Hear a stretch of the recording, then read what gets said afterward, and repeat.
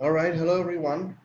In this video, we're going to talk about a little bit of vectors.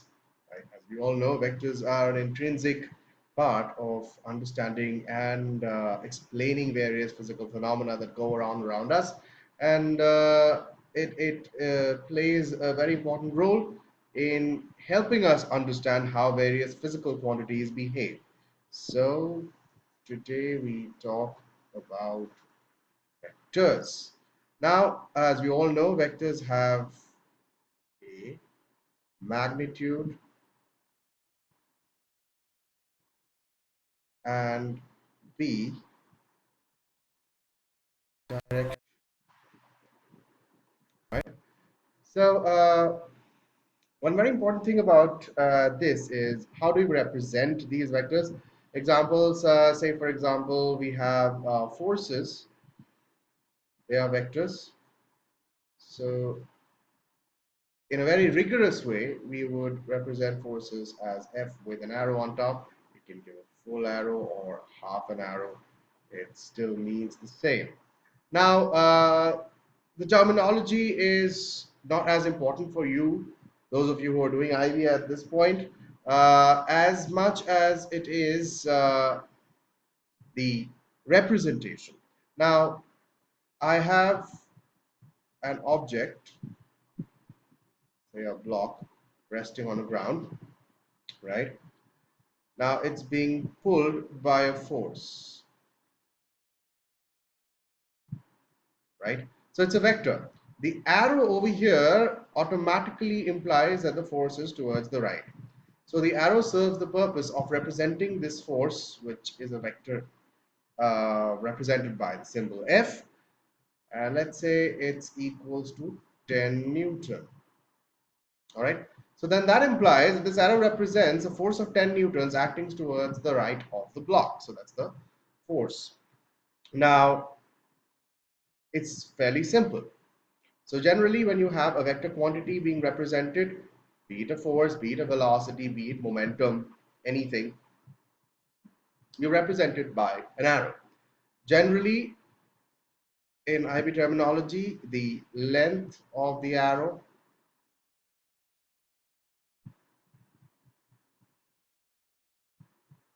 shows you the magnitude. So sometimes what we do is we take a scale, like say 5 centimeters represents 10 Newton, right?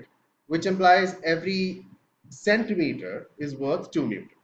So you can draw a horizontal arrow pointing towards the right with the length of the arrow being 5 centimeters, where each centimeter is worth 2 newtons. Or you can draw a line or an arrow with an arrow length 10 centimeters, where each centimeter is worth 1 Newton. So fixing a scale is important.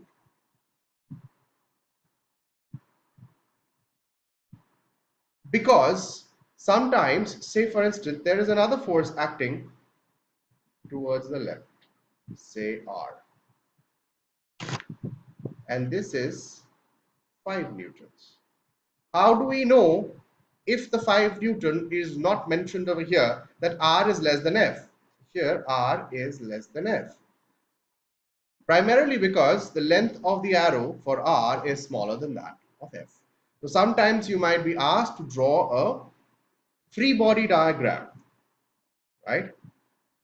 So this is a free body diagram. The above diagram is a free body diagram representing forces acting.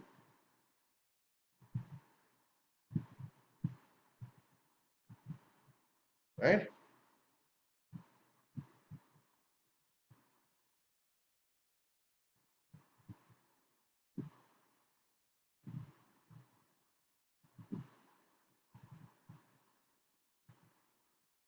All right, just to highlight, not to cross out.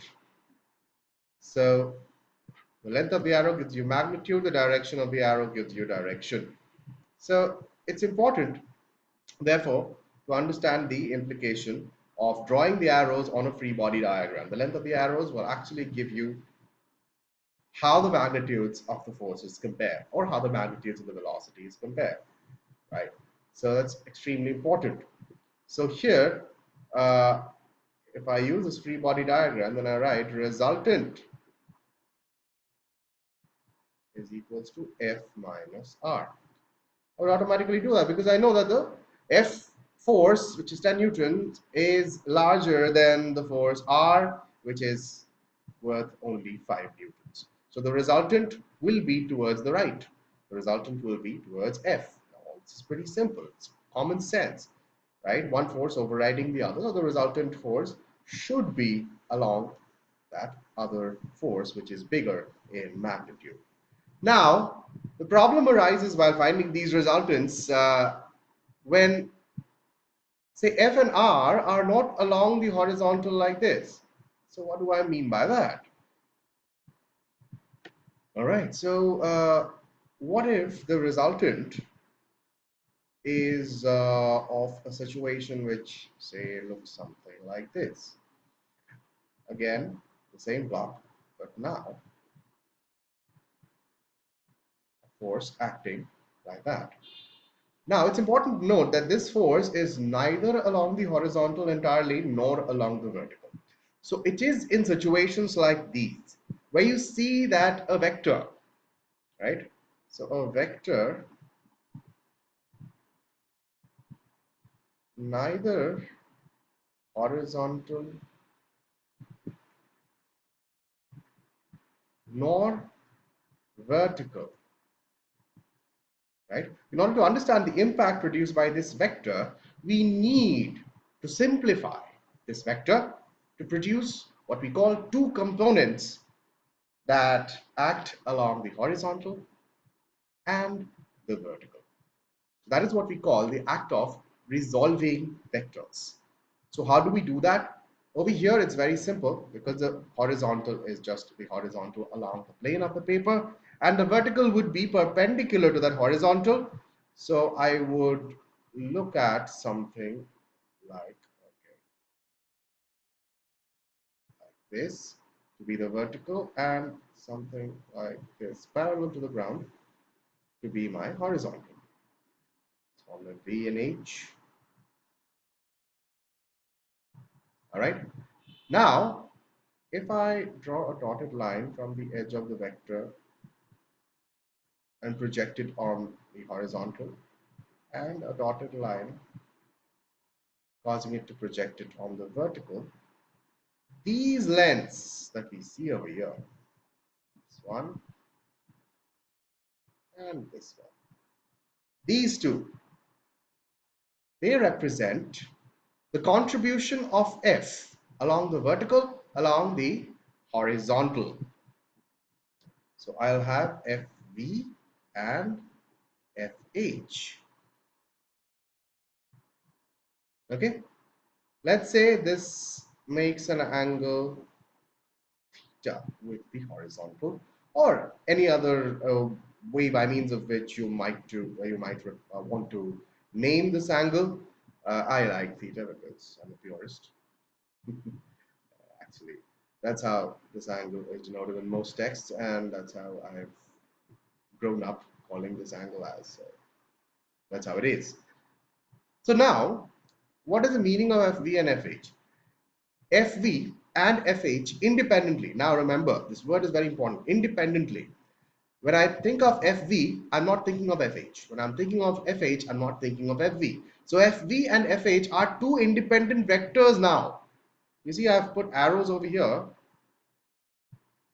so that let's see something else. Let's see.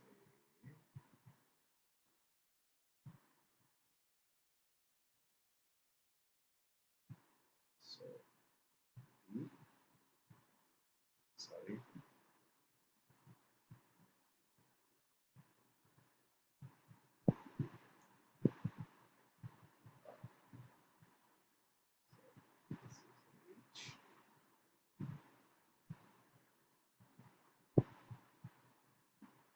FH, and this is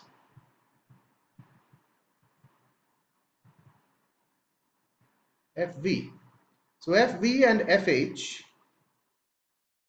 FV and FH, horizontal component, and vertical component.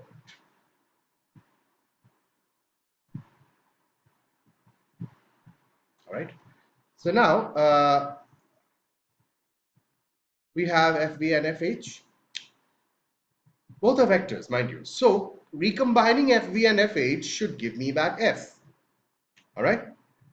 Now, if I look at this triangle over here, as you can see, this is a right angle triangle, right? Because this is 90-degree. So if I take FH and F, then I have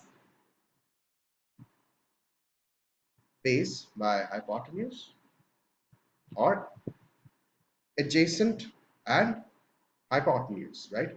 Adjacent and hypotenuse give me cosine, right? So FH by F, both magnitudes, mind you, should give me cos theta. Similarly, FV by F should give me sine theta, right? Which means FV is equals to F sine theta and FH is equals to F cos theta,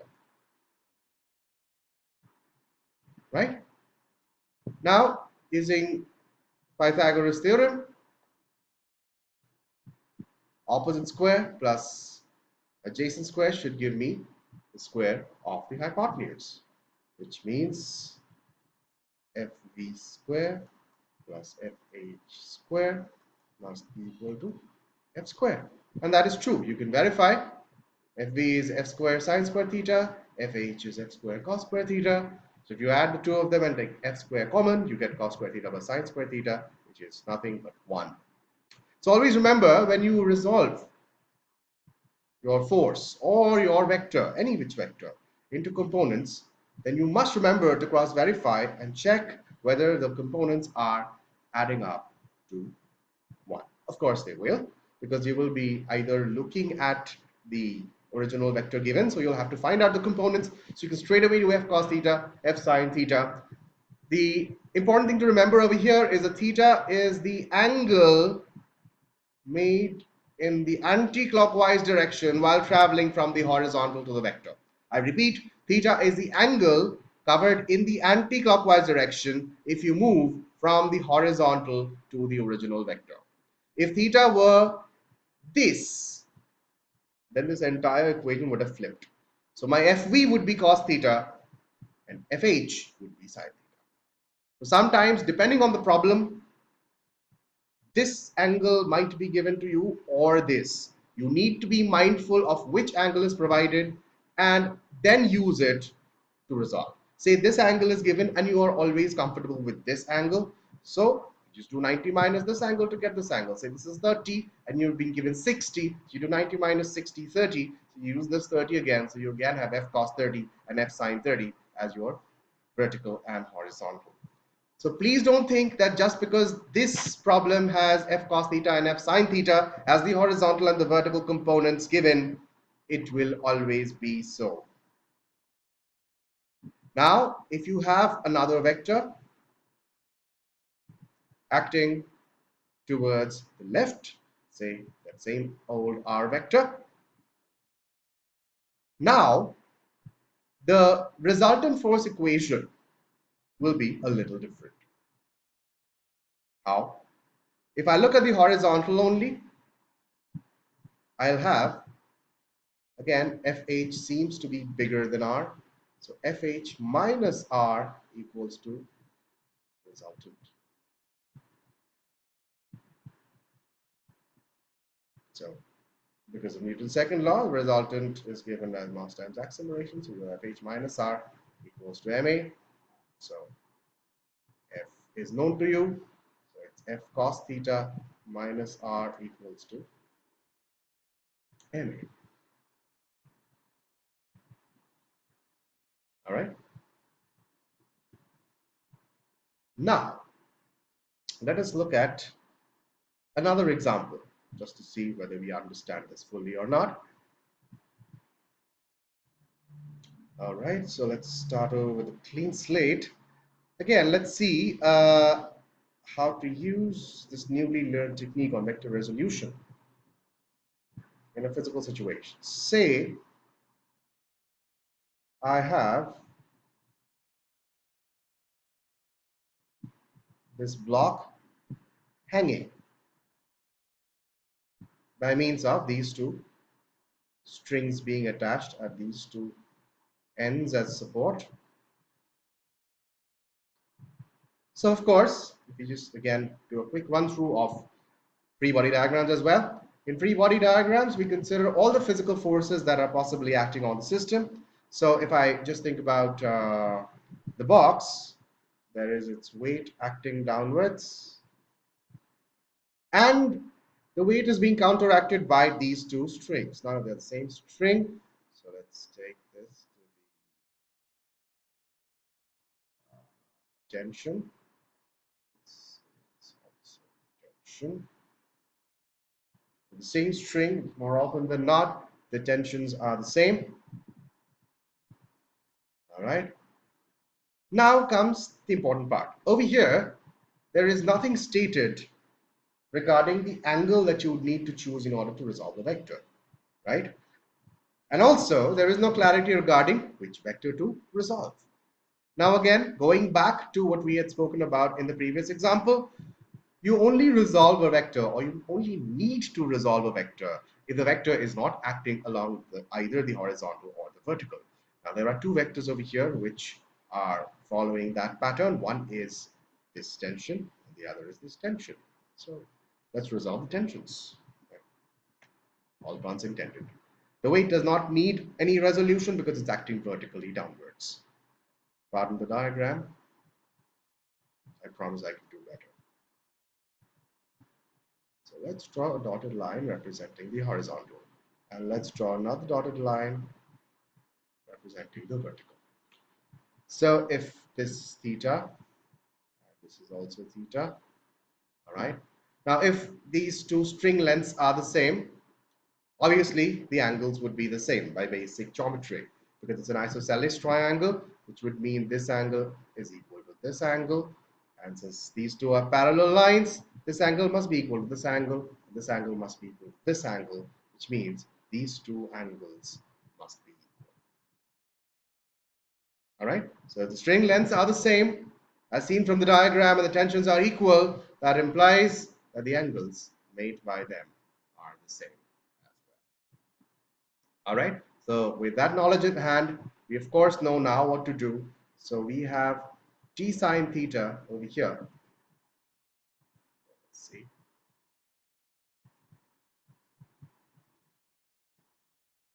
This also will give me another t sine theta.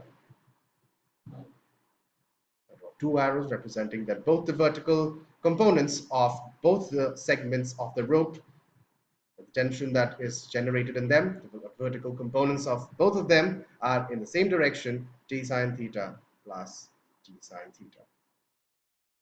Similarly, if we look at the horizontals now, I will have horizontal component, right? T cos theta over here, the horizontal component, T cos theta over here. All right. Now the arrows, vertical arrows need to be over here because that's where the triangle will be completed for the vertical. But so now what we see over here, along the vertical, we have 2t sine theta equals to w if the situation represents an equilibrium condition. So color. So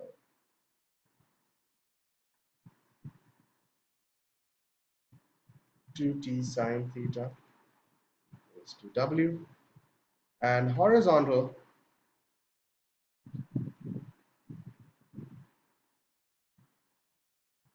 t cos theta equals to t cos theta. which implies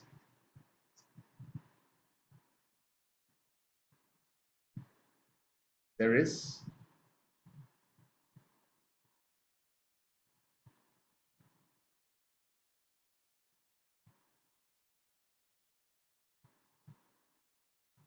horizontal,